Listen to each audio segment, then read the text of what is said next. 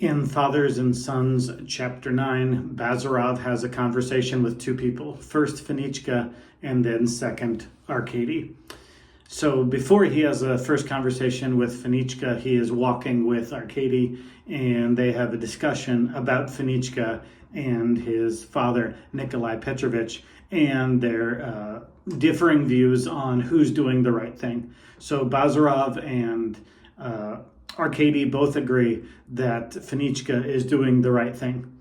They disagree over whether the father is doing the right thing, and so Bazarov sees Nikolai Petrovich by not marrying her as doing nothing wrong, and Arkady sees that his father is doing something wrong.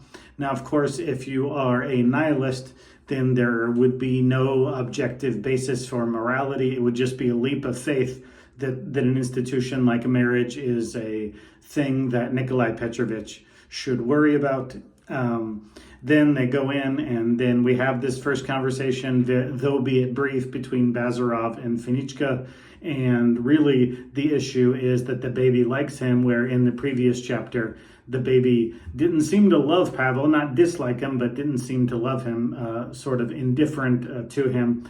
But the baby really likes Bazarov. And so we see that anyone who can't, going forward in this book, anyone who can't refute Bazarov's arguments is a good friend of his. So people like servants and common folk seem to like him, and babies seem to like him. And the more intellectual you are, the more disagreeable he is. And so really that first conversation or interaction between Bazarov and Fenichka really reveals Bazarov's ambivalence toward a hollowed institution like marriage.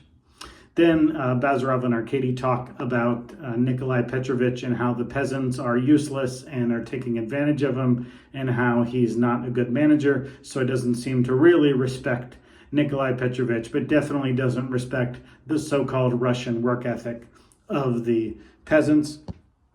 Then that gets into a broader view, and Arkady says, well, certainly you don't think much of Russians, and you definitely don't think much of peasants. What's the deal there? And he says, well, I think that nature is not a cathedral, but a workshop. And so that really encapsulates everything Bazarov is going to say, that things like beauty and art and loveliness are not that important, and nature is important, but only to be used, not to be appreciated or worshipped like a god. Then the chapter is about to come to a close, and unfortunately Bazarov hears some cello music emanating from the house, and he laughs and laughs that the source of the cello is Nikolai Petrovich. And again, just like quoting Pushkin, just like getting married, all of his values are old and outdated. And one little discontinuity, I don't know if it's on purpose and what the purpose would be if it was on purpose, or if it's just an oversight. But the very first few lines of the book say that Nikolai Petrovich is just over 40 years old.